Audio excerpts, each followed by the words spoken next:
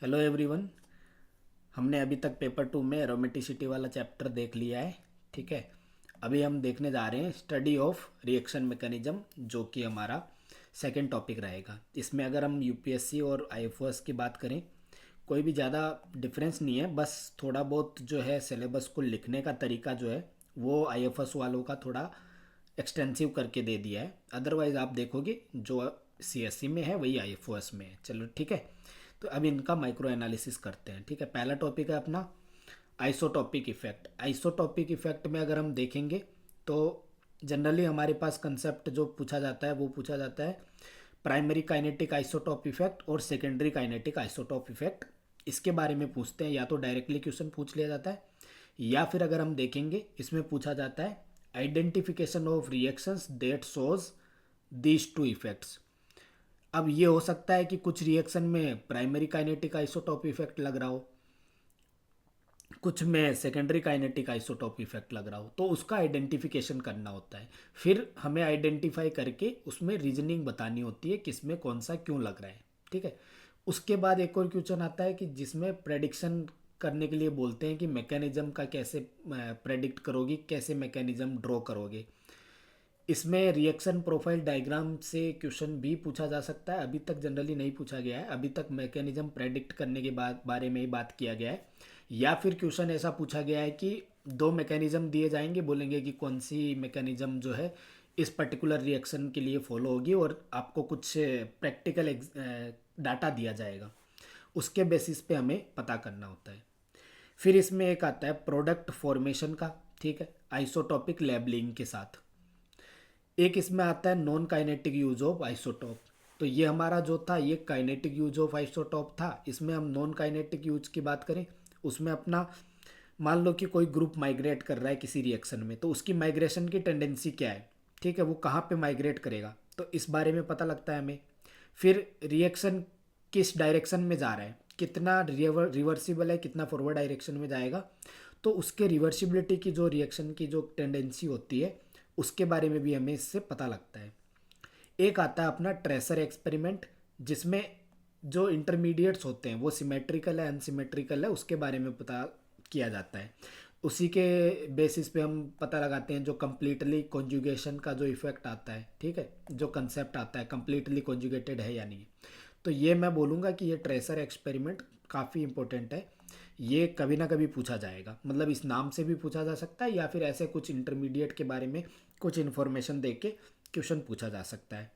फिर अपना substitution reaction में जो आयन पेयर फॉर्मेशन वाली बात होती है वो भी इसमें कहीं ना कहीं इन्वॉल्व है, बट इससे डायरेक्ट क्वेश्चन आने के चांस कम है। तो ये वाला कंसेप्ट हम वैसे भी सब्सटीट्यूशन रिएक्शन में पढ़ते हैं।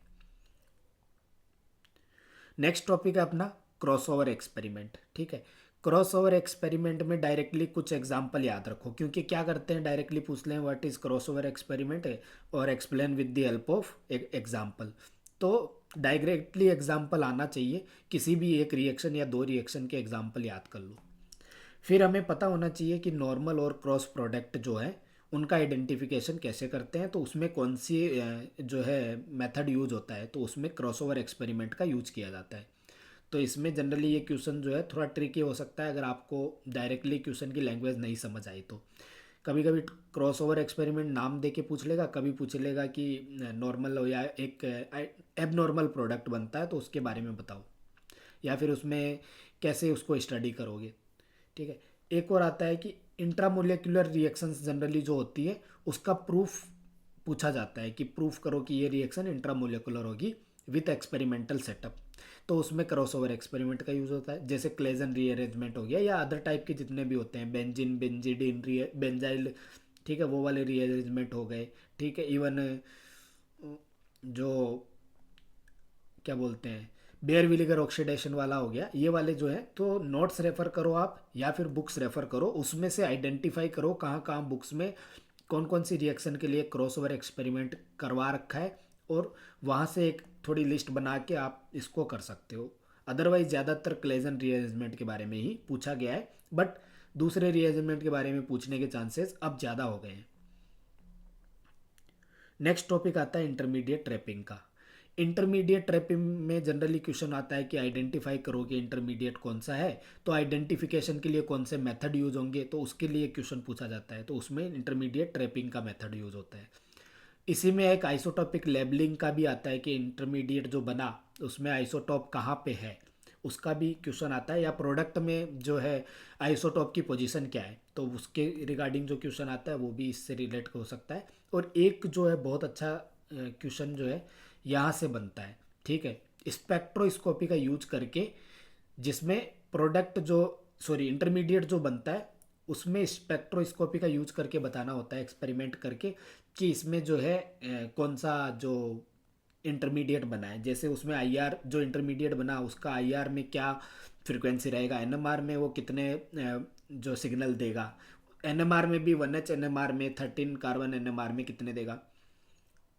मास स्पेक्ट्रोस्कोपी का भी एक रहता है कि मास स्पेक्ट्रोस्कोपी में उसका जो अगर चार्ज स्पीसीज है तो उसका कहाँ पे बनेगा, जैसे अगर हम बेंजाइन इंटरमीडिएट मान लो बना, तो उसके रिगार्डिंग अगर एक्सपेरिमेंटल कोई पूछे जाए तो हम बोल सकते हैं इसके आईआर का जो फ्रिक्वेंसी रेंज है वो इसमें होता है, और 13 कार्बन एनएमआर का 182.7 ppm पे आता है।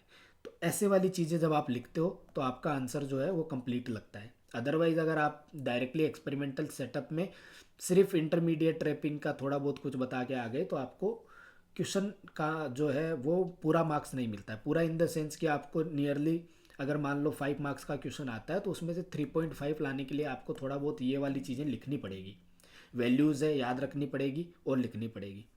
फिर इसी में एक होता है कंपटीशन एक्सपेरिमेंट, बहुत ही मतलब अच्छा कंसेप्ट है ये। आई थिंक 2020 में एक बार पूछा गया था, ठीक है, जहाँ पे दो बेस दिए गए थे।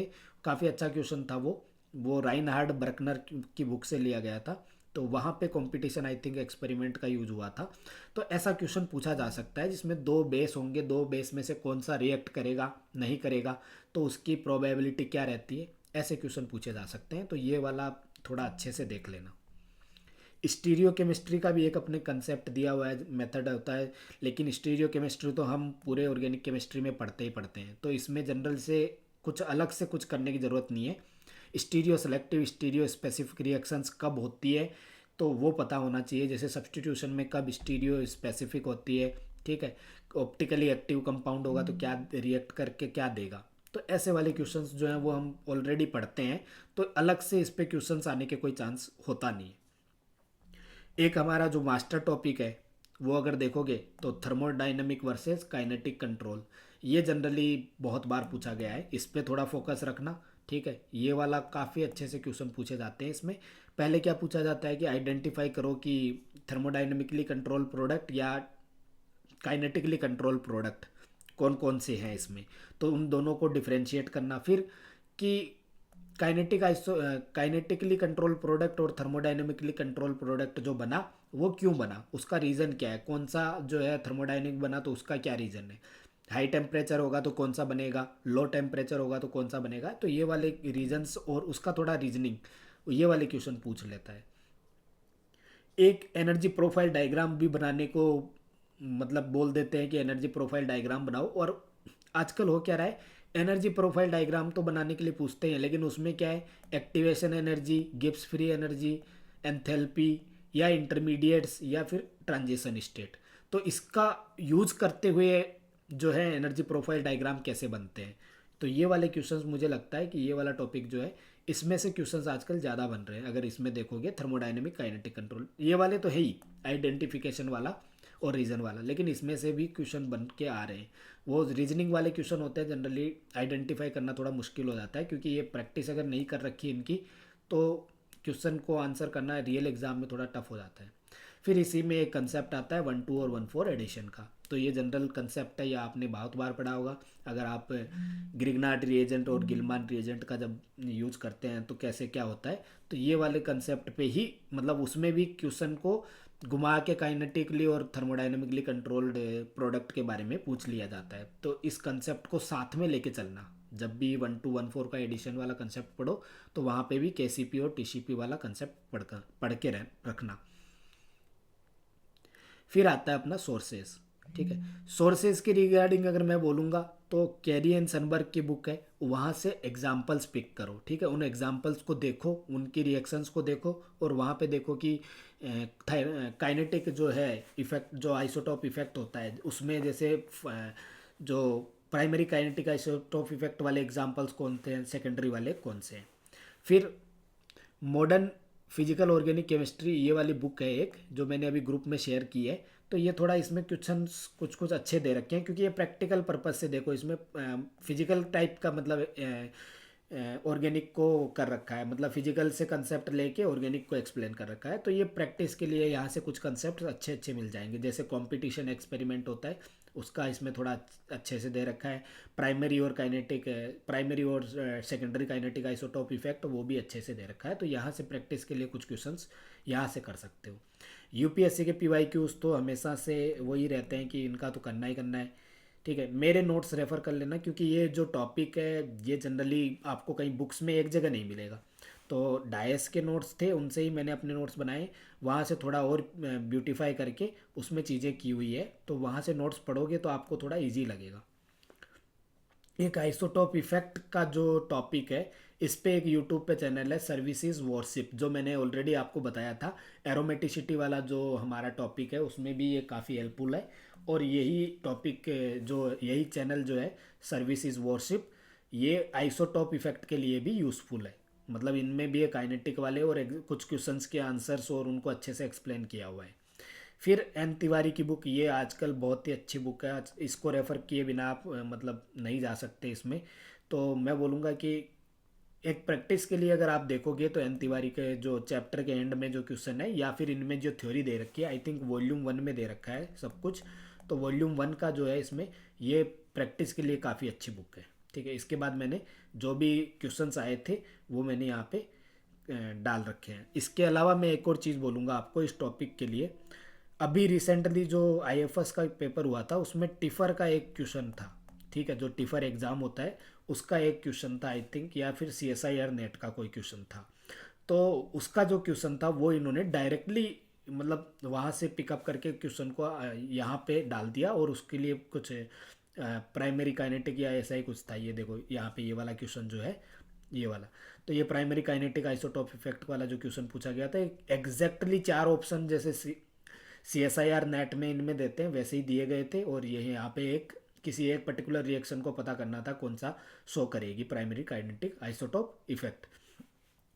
तो इसमें मैं बोलूँगा कि आप थोड़ा सीएसआईआर नेट का, गेट के, ठीक है, और टिफ़र के, ठीक है, इन तीन के, या आईआईटी जेम के, टिफ़र के भी नहीं, आईआईटी जेम वाले जो हैं, टिफ़र वाले तो आई थिंक क्वेश्चन मिलते नहीं होंगे। तो इनके क्वेश्चंस जो होंगे ना, वहाँ से थोड़ा बहुत एक बार देख लेना कि कौन कौन से क्वेश्चन जो है इसमें प्रैक्टिस के लिए आप थोड़ा बहुत एक बार और यूज कर सकते हो, ठीक है। अब हम नेक्स्ट टाइम जो भी करेंगे, मेरा अभी प्लान ये है कि थोड़ा टाइम लूँगा मैं, क्योंकि अभी मुझे थोड़ा आंसर राइटिंग टिप्स पे कुछ वीडियोस बनाने, तो वो मैं थोड़े वीडियोस बनाऊंगा। उसके बाद हम जो है कोऑर्डिनेशन केमिस्ट्री और जो अपना रिएक्शन मैकेनिज्म पार्ट है, इन दो टॉपिक को साथ में लेके चलेंगे और इनको अच्छे से करेंगे, ठीक है। Thank you.